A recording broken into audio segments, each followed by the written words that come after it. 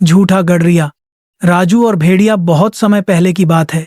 एक छोटा सा शांत गांव था जिसका नाम था सोनपुर। यह गांव हरे भरे पहाड़ों और घने जंगल के बिल्कुल पास बसा हुआ था। सोनपुर के लोग बहुत मेहनती थे। कोई खेती करता था, कोई कपड़े बुनता था और कोई अपने जानवर चराता था। इन्हीं लोगों में एक लड़का रहता था जिसका नाम था राजू। राजू एक गडरिया चरवाहा था। उसका काम रोज सुबह अपनी भेड़ को लेकर पास की पहाड़ी पर जाना और शाम तक उन्हें घास चराना था। राजू का काम जरूरी था, लेकिन उसे यह काम बहुत बोरिंग लगता था। रोज सुबह उठो, भेड़ों को ले जाओ और पूरा दिन बस उन्हें देखते रहो जब वो घास खाती हैं। न कोई बात करने वाला, न कोई खेलने वाला। पहाड़ी पर बैठकर वो अक्सर नीले आसमान और सफेद बादलों को घूरता रहता और सोचता, काश कुछ रोमांचक हो जाए। एक दिन दोपहर का वक्त था। सूरज सर पर था और हवा धीरे धीरे चल रही थी। भेड़ शांति से चल रही थी और राजू एक बड़े बरगद के पेड़ बनियन ट्री के नीचे बैठा बोर हो रहा था। अचानक उसके दिमाग में एक शैतानी ख्याल आया। उसने सोचा, क्यों न गांव वालों के साथ थोड़ी मस्ती की जाए। देखते हैं वो मेरी मदद के लिए आते हैं या नहीं। बिना सोचे समझे राजू खड़ा हुआ, अपनी सांसें रोकी और जोर जोर से चिल्लाने लगा, बचाओ बचाओ, भेड़िया आया, शेर आया, मेरी भेड़ों को खा जाएगा, बचाओ। उसकी आवाज पहाड़ी से गूंजती हुई नीचे गांव तक पहुंची। गांव वाले जो अपने खेतों में काम कर रहे थे घबरा गए। उन्हें लगा बेचारा राजू मुसीबत में है। किसान अपना हल छोड़कर, औरतें अपना काम छोड़कर और नौजवान लाठियां और पत्थर लेकर पहाड़ी की तरफ भागे। मैं हांफते हुए ऊपर पहुंचे, पसीने से लथपथ, तैयार थे कि भेड़िए से लड़ेंगे।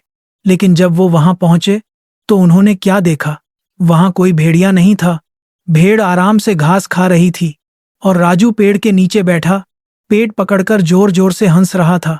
हा हा हा, तुम सबके चेहरे देखने लायक थे। राजू हंसते हुए बोला, मैं तो बस मजाक कर रहा था, कोई भेड़िया नहीं है। गांव के बुजुर्गों को ये बिल्कुल पसंद नहीं आया।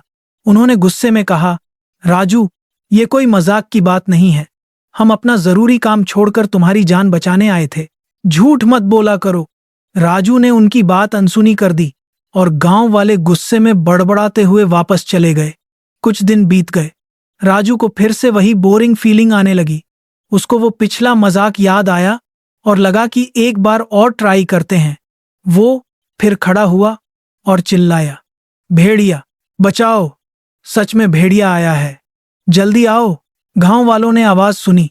कुछ लोग रुक गए और सोचा कि शायद फिर झूठ बोल रहा है, लेकिन फिर सोचा कहीं सच में ना आ गया हो। इंसानियत के नाते वो फिर भागे ऊपर गए, लेकिन नतीजा वही था। राजू हंस रहा था और कोई भेड़िया नहीं था। इस बार गांव वाले बहुत नाराज हुए।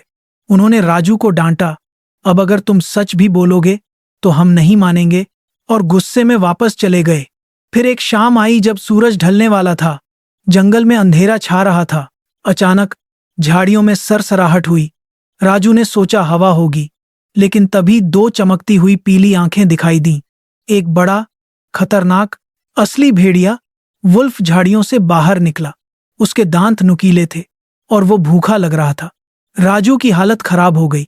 उसके हाथ पैर कांपने लगे। भेड़िया भेड़ों की तरफ बढ़ा। राजू अपनी जान बचाने के लिए जोर से चिल्लाया। इस बार उसकी आवाज में असली डर था। बचाओ, भेड़िया, सच में भेड़िया आया है, कोई तो आओ, कृपया मदद करो। गांव में लोगों ने उसकी आवाज सुनी। एक आदमी बोला, अरे ये राजू फिर चिल्ला रहा है। दूसरा बोला, छोड़ना, उसका रोज का नाटक है, हमें बेवकूफ समझ रखा है, कोई नहीं जाएगा आज। राजू चिल्लाता रहा, रोता रहा, लेकिन कोई नहीं आया। भेड़िया एक एक करके उसकी प्यारी भेड़ों पर हमला करने लगा। राजू डर के मारे एक पेड़ पर चढ़ गया और वहां से बेबसी से अपनी भेड़ों को रोते हुए देखता रहा। जब रात हो गई और राजू वापस नहीं आया तो गांव वालों को चिंता हुई। वो ऊपर गए तो देखा राजू पेड़ पर बैठा रो रहा था और कई भेड़ें जख्मी थीं या गायब थीं। राजू ने रोते हुए कहा, मैंने कितना बुलाया, आप लोग क्यों नहीं आए? भेड़िया सब खा गया। एक बुजुर्ग ने राजू के कंधे पर हाथ रखा और समझाया, बेटा, हमें लगा तुम फिर मजाक कर रहे हो, झूठ बोलने का यही अंजाम होता है। जब झूठा इंसान सच भी बोलता है तो कोई उस पर विश्वास नहीं करता। राजू ने उस दिन कसम खाई कि वो अब कभी झूठ नहीं बोलेगा, पर उस दिन का नुकसान वो कभी नहीं भूला। नैतिक झूठ बोलने वालों पर तब भी विश्वास नहीं किया जाता जब वे सच बोलते हैं। कहानी खत्म होने के बाद राजू ने अपने आंसू पोंछे और स्क्रीन की तरफ देखकर कहा, दोस्तों, अगर आपको मेरी इस गलती से कुछ सीखने को मिला तो कृपया हमारे चैनल स्टार किड्स जंक्शन को लाइक और सब्सक्राइब करें ताकि आप ऐसी शैक्षिक वीडियो मिस न करें।